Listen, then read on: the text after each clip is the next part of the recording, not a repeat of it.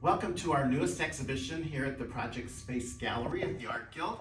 Today we have Traci O'Dwyer, and this is Imaginary Comfort. And some of the things look very comfortable, but some things not so comfortable. Let's first tell us a little bit about yourself. My name is Traci O'Dwyer, as you've already said, and I am from Texas. I am relocated here to Peoria and so happy to be here, a part of the arts community. How wonderful. We're going to start over here. And I think one of the things that people have to understand, that this is an installation. It is an exhibit, but each piece is an installation. And we're starting with one that takes the most, and I always kind of tease, but your work is more about domestic. Right, it is. Meaning the home, meaning is. the family, meaning the common person. Here we have a wonderful relief sculpture made out of tea bags. Yes. So, explain a little bit about tea bags, first and foremost. Tea bags are comfortable. Tea bags are what you lean to when you have a cold or you want to wake up in the morning. Some people, especially in the South, where I grew up, will make tea every single day and have iced tea all day long. I'm a hot tea drinker, so I always have hot tea. This was a body of work, or this was a piece that was utilized using a single box of tea. All the string that I use throughout the exhibit is upholstery string, so that points to home as well. I'm always pointing to the idea of comfort and home and trying to find that place to be or belong. Well, I think the other thing is, and particularly in this one, this is beyond their means. You've already used them, so they're usually traditionally just discarded. But you have gathered these things together, and it goes on as we go through the exhibit to give new life to things that we usually just dismiss. Now, one of the wonderful installations, and Jeff and I made sure that you had to do this yourself, because this is actually almost a self-portrait. Correct. It is your height. It is. It is your breadth. Right there. And I think the most wonderful thing is it starts with a shard of mirror. Right. So the reflection is both of you and of the viewer as they engage in it. I wanted the viewer to be able to look into my eyes. I wanted the viewer to be able to see what I see and to consider the way I see the world. I think the other thing that's so amazing, and this is true in almost all of the different installations that you have in the exhibit, is that it takes many to make one. It does. And here we have just wonderful, and this is truly a fiber show, a fiber art show, because it again takes not just the thread that you talked about, but also the process of stitching or of sewing or somehow binding them together. Right. And one of the pieces, which is obviously imaged for the card, is this wonderful bag. Right. And talk a little bit about it. I've mentioned before that it's a tribute to Kate Spade, but explain further about what that means. Kate Spade in the 90s, I'm a Gen X girl, so Kate Spade in the 90s made the bag that every woman starting out needed. Every woman needed this bag to stay alive. She needed the bag that you could carry everything and always have it with you. I didn't have one. I felt less because of the idea.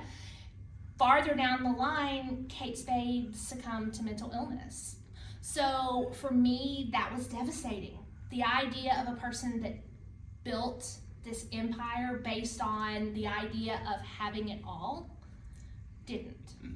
So this was my tribute to the person that gave us the opportunity to have it all while still suffering herself. So it's the ghost of. Well, and I think that what it ends up being, it's a universal Unitarian object. And what I love is that you've made all these little items that tend to fall into the bottom of every woman's handbag. Right. And that's the idea that they all settle somewhere. The other thing is this is made out of a commercial grade crinoline. And so it gives us the starch, this ability to kind of manipulate it. This is the material that's used inside bags to actually strengthen them and give them their shape, their texture. And they even use it for furniture Correct. design too, Yes. which is really, I think, important. That was the other thing that was important to me. Here we come over to Time Lost, and again, we've employed the wonderful tea bags, but we also have this material and this wonderful red thread that seems to have really taken over and given us a focus in almost every piece in this installation. Yeah. So talk a little bit about this. This is, again, kind of a self-portrait. The other material alternate from the tea bags is sheet from my bed. So it's been slept on, it's been read in, it's been studied in. All the things that you do in your bed, it's experienced. So it is kind of that reminiscent of taking time to rest and care for yourself when we never have that time. When you don't have that time.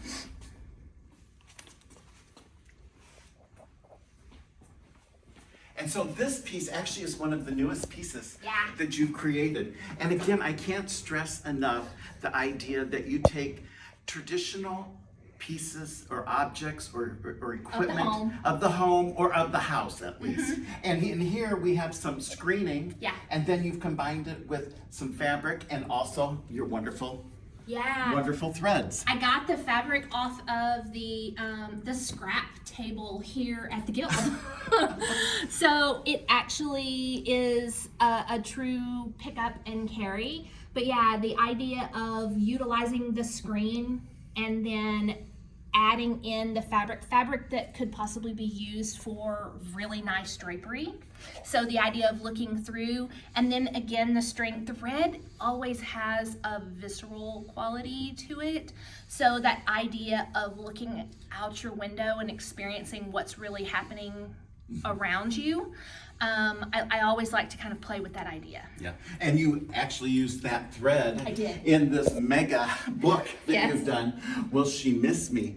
I think what's really so impressive about this, first of all, the way that it's presented. Instead of what Jeff and I traditionally think of when we have to display an accordion book, is that it would be upright. Right. But instead we have these wonderful peaks and valleys, and you stretched out the book. And then you've also included text to it. Right. And I think that makes it even stronger because people have to take time. They don't just whip by this without having to at least look at a couple of words. Right. So, and why is it that you chose this very horizontal The book display? is actually, if it's laid out in its extent of length, is the height of both my daughter and I laid out together. So it's a conversation about us together, remaining a team, remaining a part of one another, despite her being grown and now living on her own. At the time, she was right on the brink of leaving me. So the idea of, is she gonna miss me when she's gone? Well, of course she is, but really, is she? Kind of thing. But it also has pieces from a book that I read when I lost my father. So it's kind of that longing for the parental comfort while also longing to comfort my own child. Is that book The Secret Life of Objects? It is. Which I think just translated into an object itself, a very, very manageable object that you can hold in your hands, that it does not have to be enormous, yet to have great depth to it. Right. You know, this next piece is one of the most wonderful pieces, and it's Solace, and we have also Solace too. Again, we go back to using things that you have around your house, the tea bags and books and text and benches thread, and then combining this. And I did, in an article I wrote about you, I did reminisce about the fact that Theaster Gates took decommissioned fire hoses. Yes. And he coiled them and put them in boxes and framed them and gave them a new life as an art piece. Right. Here you've done the same thing. And I think what is most impressive about this is that there is this unsettling extension from the wall. Right. So that it's 8 or 10 inches, so that it's just a little bit more, and it's beyond that space of look but don't touch. Right. I really like the idea of cantilevering work from the wall. I like the idea of playing with balance And I love giving pieces new life and making them something new and otherwise unrecognizable. There's just a great imbalance to it because it's not tightly circular, it's very loose, but it gives you, there's just so much curiosity to it. And I think you extended that then into making Solace 2, which is using the crinoline. And then we also have these wonderful cubes that you made. And again, I think the crinoline gives you that ghost-like image, but it's something we see every day, boxes that we have. But we also check boxes off. Yes. We make lists, we check boxes off. It's imaginary though. It doesn't matter if you get everything checked off your list, it will be there when you come back tomorrow. So that's kind of that play. Same thing with this one, it's the idea of finding solace. You're not going to really find solace.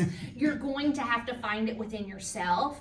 And it's kind of the idea of, I claim this solace regardless of whether it really appears or not. And both of these actually remind me very much of Ava Hess's work, which was an I artist appreciate that had died of cancer years ago, but most of her things were very circular and very tight circles. So she controlled it, where yours are very, very loose. And I think that looseness actually translates itself into this installation of 3 of your needles. And again, I've told you before, Louise Bourgeois all over it, because here was an artist who took the feminine and the domestic in particular and made them part of her work till she was in her 90s when she passed away. Here we have that wonderful red thread that you love. And what Jeff and I loved so much about it is the more we tangled it and the more we draped it, the darker it got. So that it was not a garish red at all. And then explain why you had to fashion your own needles out of bronze. Bronze is a tool of elevation. You make things out of bronze when you want to show that they're special. You put a statue in a park of a person that's raised up. To cast something in bronze is to say that it's important. So for me to fashion these rudimentary needles in bronze is to say that a needle is really important to people throughout time. Women have used them for their livelihood and their protection for a very long time. And I made them a little rougher because unfortunately the things that I sew make my needles bend and twist. So well, and I think the other thing is that needles they not only mend, but they bind together. They do. And I think that's the whole idea of this installation, is that we just have threads that are hanging from the sky, literally, and that they show us that we can bind and bring together a lot of different thoughts. This next piece is just wonderful, and it's the antithesis of the larger book, because it is a very small book, but it also punches a large pack because it's diminutive. It is. And in this book, I incorporated mahogany wood, as well as, again, tea bags, and I printed on them. It's hard to see inside, but they're stitched, printed, and this book is very much a love letter to my husband. So it's wonderful. I just think scale has a lot to do with whether you maximize it like the needle to being larger than life, or minimizing it so that it could be one of the books that you just toss in your Kate Spade intimacy bag. The last part of our installation is actually just sketches, some thoughts that you've had, and that we couldn't not steal them from your studio because they're so wonderful. And I think that they show a lot about how your process is and also how you think. Because most of these are not finished, but yet they are finished in many ways. They're very much me collecting things. So some things like a twig or a piece, a quote from a book that I tear out, or a small piece of bronze that I love, but I haven't figured out yet what to do with. I put them on my wall and I look at them every day coming into the studio. Even if I just walk in for a minute to pick something up, I see them, and the one time that one catches my eye it becomes something else. And it leads to something else. Yeah, exactly. And I do think a lot of your work revisits It does. things that you have done in the past or that you remember of the past. Right. And you want to bring it to the future. I think the other thing is that these just give us a glimpse of how your mind just, I need to make this note to myself. Yeah. And that maybe later on in my journey, I will use it. I have a physical sketchbook in every bag, including that bag. So it only makes sense that I have an actual sketchbook on my wall. How true. We thank you so much. It's a wonderful exhibit. It's going to be up through the end of the month. I will say that tomorrow during the exhibition opening on First Friday that we also are going to do a book arts demonstration and that they might be able to find some inspiration here. Yay. And go there and create your own book. That's wonderful. I would love that. We hope you enjoy this. Thank you so much. I'm so happy to be here. Thank you, Thank Traci. you.